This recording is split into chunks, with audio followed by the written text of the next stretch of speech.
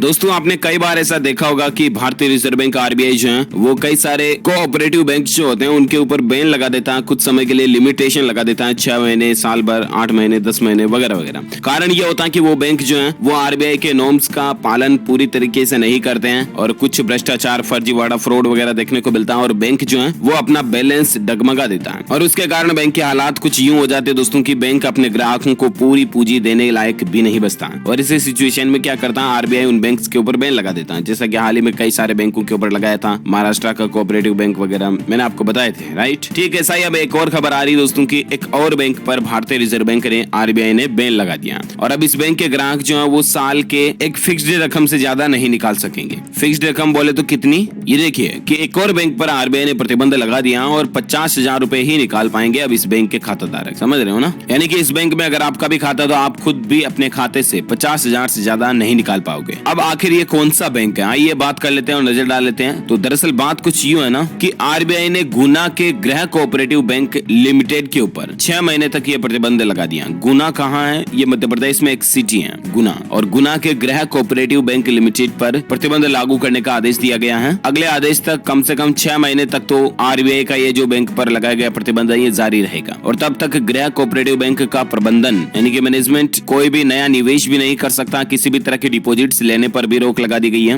Bank प्रबंधन reserve bank के आदेश तक न तो किसी को कोई संपत्ति बेच सकता बैंक की और न ही कोई पैसा ट्रांसफर कर सकता। बैंक पर यह प्रतिबंध 24 तारीख से लागू हो चुका और अगले 6 महीने तक तो कम से कम लागू रहेगा। जमाकर्ता जो अधिकतम 50,000 रुपए तक निकाल सकेंगे। गृह कोऑपरेटिव बैंक की मौजूदा वित्तीय हालात को देखते हुए रिजर्व बैंक ने जमाकर्ताओं के लिए 50,000 रुपए तक निकासी की सीमा भी तय कर दी है। यानी कि सभी बचत खाते, करंट अकाउंट होल्डर्स या दूसरे किसी भी तरह के अकाउंट से आपका एफडी अकाउंट वगैरह वगैरह तो भी आप 50,000 रुपए तक निकाल पाओगे, इससे ज्यादा नहीं निकाल पाओगे। हालांकि फिर भी आरबीआई का यही कहना है कि लोगों को घबराने की जरूरत नहीं है, हमने बैंक पर प्रतिबंध सिर्फ जांच के उद्देश्य से लगाया, बैंक का लाइसेंस रद्द अभी तक नहीं हुआ, इसलिए ग्राहक निश्चिंत रहें, उनका पैसा पूरी तरह से बैंक में सुरक्षित है। बैंक इन प्रतिबंधों के साथ भी कामकाज करता रहेगा जब तक इसकी वित्तीय स्थिति सुधर नहीं जाती। रिजर्व बैंक वक्त आने पर इन प्रतिबंधों में बदलाव भी करेगा। पिछली बार भी हाल ही में 19 फरवरी को कर्नाटक के एक सहकारी bank Deccan urban cooperative bank limited पर भी बैन लगाया था। इससे पहले महाराष्ट्र के नासिक में इंडिपेंडेंस कोऑपरेटिव बैंक लिमिटेड पर भी बैन लगाया था। तो कहने का मतलब यही है दोस्तों कि आरबीआई जो समय समय पर कई सारे बैंकों पर बैन लगाता रहता है। हालांकि ज्यादा टेंशन ना लें, लेकिन फिर भी